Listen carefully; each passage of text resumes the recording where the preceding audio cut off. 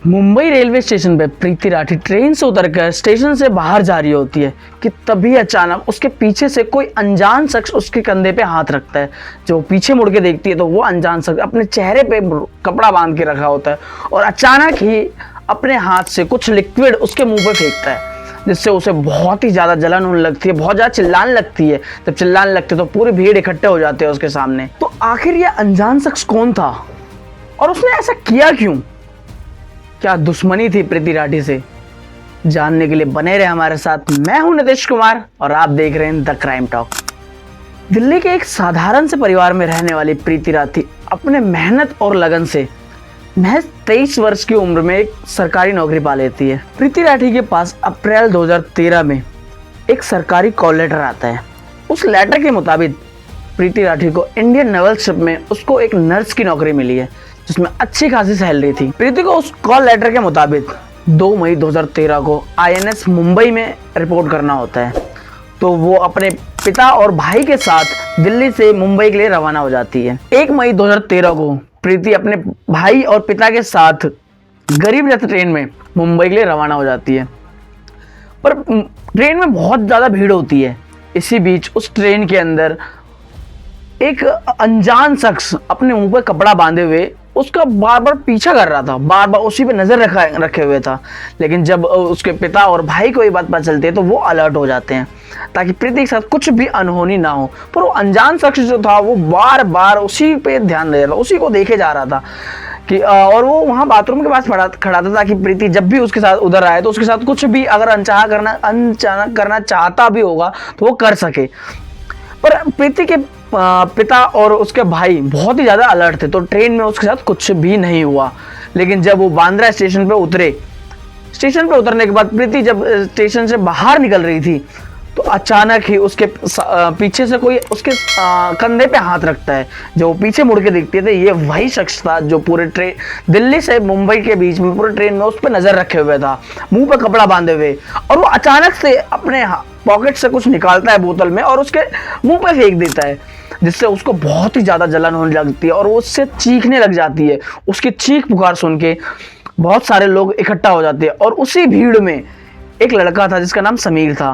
वो देखता है कि उसके मुंह पे कुछ फेंक के जो आरोपी था वो भागे जा रहा था, तो उसे उसका पीछा करता है और साथ ही साथ अपने 2 दोस्तों को भी बोलता है कि हाँ वो जा रहा है, उसका पीछा करो, उसको पकड़ो। पर अनफॉर्चुनेटली वो लोग उसे नहीं पकड़ पाते हैं, वो भाग जाता है वहां से। ये हादसा होते ही तुरंत वहां पे भीड़ जो लग जाती है, उसी भीड़ में से सारे लोग मिलके उसे तुरंत ही जो मुंबई रेलवे स्टेशन के पास इमरजेंसी वार्ड में उसे ट्रीटमेंट के लिए लेके जाता है। लेकिन उसके बाद उसको मुंबई के बड़े हॉस्पिटल में शिफ्ट किया जाता है और वहां पे उसका ट्रीटमेंट स्टार्ट होता है। हाल उसके साथ ही मुंबई के बांद्रा थाने में इसकी पुलिस रिपोर्ट लिखाई जाती है। फिर उसके बाद इसका इन्वेस्टिगेशन चालू होता है और जो प्राइम सस्पेक्ट होते हैं समीर और उसके 2 दोस्त, वो गवाही देते हैं अपनी, और उसके गवाही के मुताबिक ही एक स्केच तैयार किया जाता है। उसके बाद पुलिस उस स्केच को लेकर उसी हॉस्पिटल में जाती है जहाँ पे प्रीति का इलाज चल रहा होता है।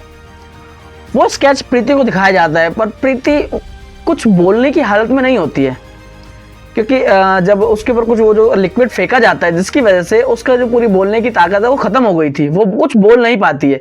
तो वो कुछ इशारा करती है लिखने के लिए, अपने हाथों से कुछ लिखने का इशारा करती है। तो पुलिस क्या करती है, उसको नोटपैड और एक पेन दे देती है जिसमें वो 3 लोगों का नाम लिखती है। उस 3 लोगों को सस्पेक्ट बनाकर वो पुलिस अपने कार्रवाई आगे जारी रखती है। कुछ दिनों बाद प्रीति के पिता के पास एक लड़के का कॉल आता है जिसका नाम पवन कुमार होता है। पवन कुमार प्रीति के बारे में कुछ पूछताछ कर रहा होता है कि कैसी है प्रीति, अब ठीक है या नहीं। लेकिन प्रीति के पिता को शक होता है और वो उसे ही सस्पेक्ट मान लेते हैं। फिर पुलिस को बताते हैं कि ये मुझसे प्रीति के बारे में उसकी पूछताछ कर रहा है, उसके बारे में पूछ रहा है, ये भी एक सस्पेक्ट हो सकता है या ये भी उन लोगों के साथ मिला हो सकता है। तो इस बेस पे पुलिस क्या करती है, पवन कुमार को भी अरेस्ट कर लेती है, उसे उठाकर थाने लेके जाती है, उसके साथ टॉर्चर करके पूछताछ करती है। पर वो इसमें रियल आरोपी नहीं होता है। उसके खिलाफ पुलिस को पवन कुमार के खिलाफ कोई भी सबूत नहीं मिलते हैं, तो लास्ट में उसे छोड़ दिया जाता है। इन सब चीज़ों की तहकीकात करते हुए पुलिस को लगभग 1 महीने हो चुके थे, पर इस 1 महीने में पुलिस को कुछ भी ठोस सबूत हाथ में लगा था। ये पता नहीं कर पाई थी कि मुख्य आरोपी है कौन। इसी बीच प्रीति की तबीयत काफी ज्यादा बिगड़ रही थी, उसकी तबीयत में कोई सुधार आ ही नहीं रहा था, वो कोई हल्की सी भी बोलने चालने की हालत में बिल्कुल भी नहीं आ रही थी। फिर मुंबई पुलिस और गवर्नमेंट क्या करती है कि इसके लिए एक स्पेशल टीम, मेडिकल डॉक्टरों की एक स्पेशल टीम गठन करती है जिससे प्रीति का हायर लेवल पे इलाज हो सके। पर अनफॉर्चुनेटली तब भी उसका कोई उसकी हालत में कुछ भी सुधार नहीं होता और अनफॉर्चुनेटली 2 जून 2013 को उसकी डेथ हो जाती है।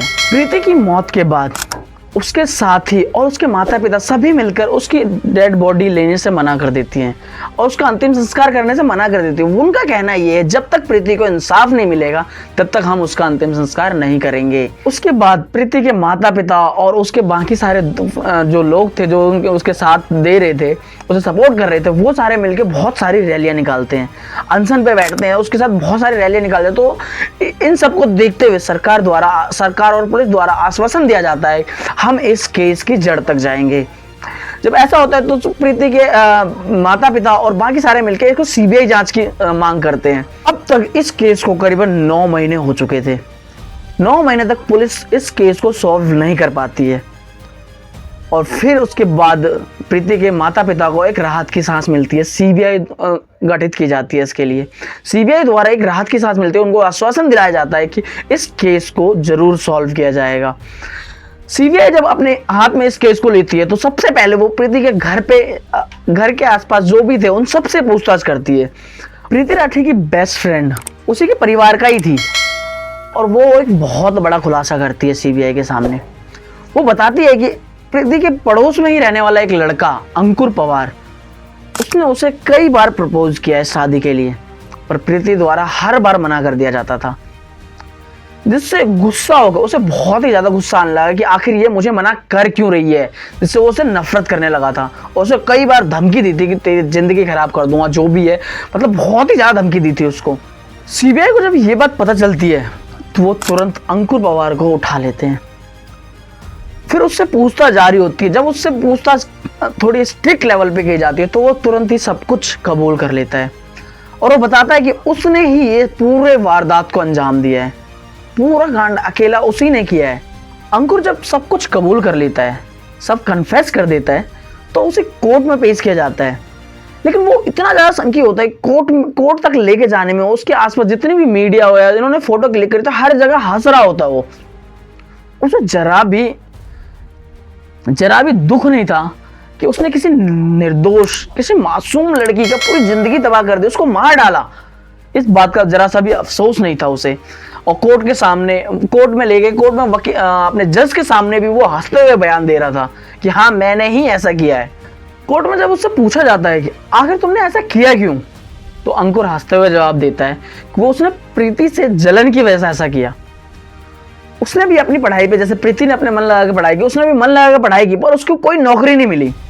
और इतना पैसा खर्च करने के बाद भी उसे जब कोई नौकरी नहीं मिली तो उसके घर वाले उसे ताना देते थे कि देखो प्रीति ने ऐसा कर लिया, उसके इतनी मजबूरी होने के बाद भी उसे नौकरी मिल गई पर तुम्हें नहीं मिली। इस वजह से उसे बहुत ही ज्यादा जलन हो रही थी। इस जलन के कारण उसने ऐसा कदम उठाया।